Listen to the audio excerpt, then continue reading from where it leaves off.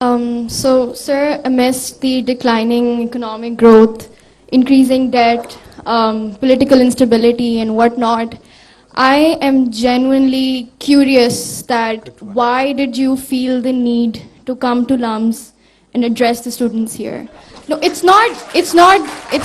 sorry, it's not a humiliating question. No, I don't get humiliated by I am genuinely curious that amidst all these situations and conditions situations that are happening in Pakistan and are affecting the people, why did you feel like, what was the motive behind this invite, or rather you're coming to LUMS? I want to know. Okay, thanks.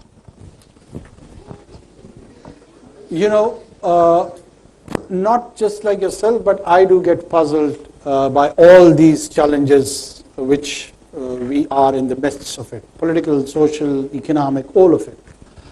And on the top of that, I've got a role also to play, to respond to all these challenges. And while I am dispensing all these duties of my constitutional duties, I had a plan to go to all the capitals of all the provinces. And Lahore was the last, unfortunately. I did not come to Punjab. I did come to Jamawala when that incident occurred, but didn't come to Punjab's capital, Lahore. And when we were discussing my visit here in Lahore, the idea to come to LUMS fascinated me so much because I wanted to see that are there genuinely people in our generation who can take up to the challenges of all that in which I find myself in the midst as in a deep crisis. You also find yourself. Because when I come across other sections of the society, I at times am not that hopeful. Let me be very honest. And I always am looking for the solution-based and answers that where and how can we get out of it, and who would be the people and the human resource and the individuals who would play a role to turn around this, because the crisis is there. No one can deny that. You might have a different approach to resolve that crisis. I may have a different approach to that. But we do need a kind of human resource and individuals who could be engineers of social change, who could be contributors towards the settlement of this crisis. And every nation and any nation has taken such paths. So where do we get our raw material? LUMS is one answer. IBA, another one. GIK, third one. And there are few others also. So this is one of the reasons that I was very much attracted towards the institution of LUMS, and I decided that I have to be here, and that's why I'm here. And I'm sorry if you are disappointed. This was one of the reasons. So, and I'm very encouraged, by the way. One more? Yeah, chal tu kar.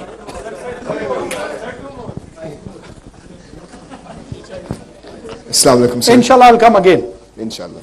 Sir सबसे पहले तो sir मैं अपने दुख का इजहार करना चाहूँगा कि सर आप एक यूनिवर्सिटी आए, तुलबा अपना टाइम निकाल के आए, साथीज़ा इंतज़ार कर रहे हैं और आप फिर भी सर 50 मिनट लेट आए. बच्चे अपनी क्लास एक दूसरे छोड़ के सर इधर आपका इंतज़ार कर रहे थे. और सर मैं इस बात पर शर्मिंदा हूँ कि मेरे प्राइम मिनिस्टर, बेशक केयर टेकर प्राइम मिनिस्टर हो, उसे इल्म की इज़्ज़त नहीं, या फिर मुझे लगा कि शायद इल्म की इज़्ज़त नहीं.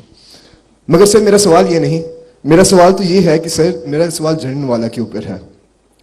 सर पूरे शहर के चर्च के ऊपर आग लगा दी गई और कहा हमारी हुकूमत ने कुछ नहीं किया. आप सर ऑफिस में ही थे, अगर मेरी इल्म में कमी हो तो सर प्लीज़ इजाफा करें, मगर जितना मुझे इल्म है आप सर ऑफिस में थे और आपके होते ये हुआ, मगर क्या हुकूमत ने सर उसके ऊपर एक्शन लिया है? जी सर आप गए, आपने सर प्रॉब्ली उनके चर्चेज और के लिए आपने उनको पैसे दे दिए होंगे, मगर क्या ये सोल्यूशन है सर? क्या ये एक लॉन्ग टर्म सोल्यूशन है? कितने सर और मंदिर चलेंगे पाकिस्तान में? कितने सर और ईसाइयों चर्च को आपसे जलाएंगे तो हुकूमत को एक्चुअल सर सोल्यूशन की तरफ आएगी? शुक्रिया.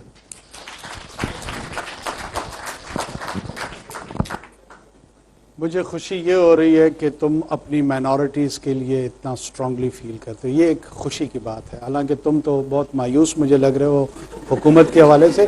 हम मायूस नहीं हैं आपके हवाले से।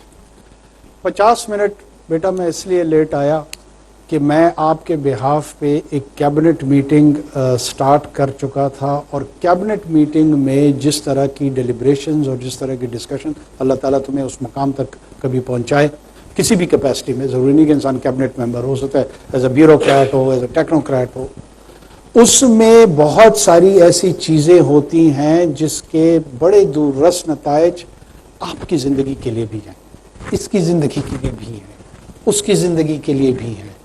और मैं अगर वक्त को लिमिट कर दूं और ये कहूं कि मैं इसमें एडिशनल 30 मिनट 35 मिनट या 40 मिनट नहीं कहूँगा, क्योंकि मेरा चंदा वहाँ नाराज़ हो जाएगा जो कि इंतज़ार कर रहा है, और वो डिसीजन लूँ जो इल इन्फॉर्म्ड हो, प्रॉपर डिस्कशन का प्रोडक्ट ना हो।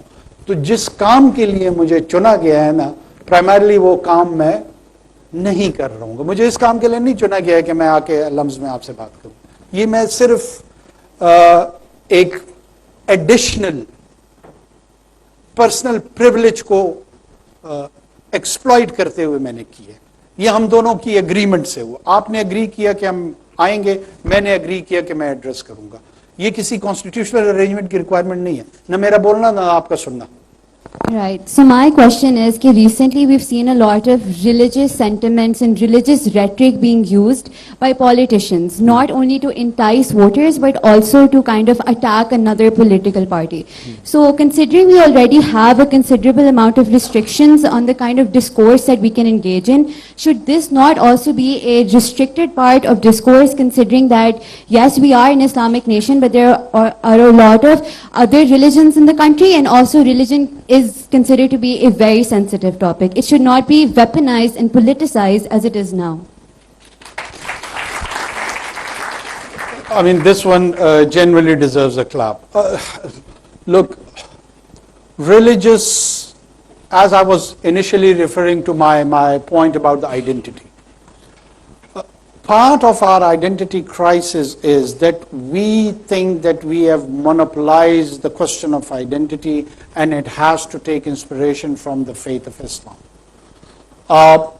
What sort of Muslim are you? Are you a Ahl Hadith Muslim, or a Brelvi Muslim, or a Ahl Tashi Muslim, or Deobandi Muslim, so on and so forth. All these sub-identities of those sub-sectors of identity creates further confusion. How do you bring that inclusiveness into this question of identity? And how do you project, if there is a nation building, which he was referring to, and how could you articulate that new branding of Pakistan? Or is it even needed? Is it even required? Or does the rest of the nations have taken that course? Answer to all of these questions is yes. We need to do that. How do we do it? I think so we have to do it in a very wise manner. I am a follower and a fan of Iqbal. And I am very much fortunate that I had access to read him in Persian. In one of his couplets he says, Guft hikmat ra khuda khaire kasir, that God has declared wisdom as a abundant good. If he gives wisdom to someone, he has bestowed him with abundance good. So whatever we do, we need to do it wisely. When I say we need to do it wisely, I mean the most sacrosanct thing in any society is social order.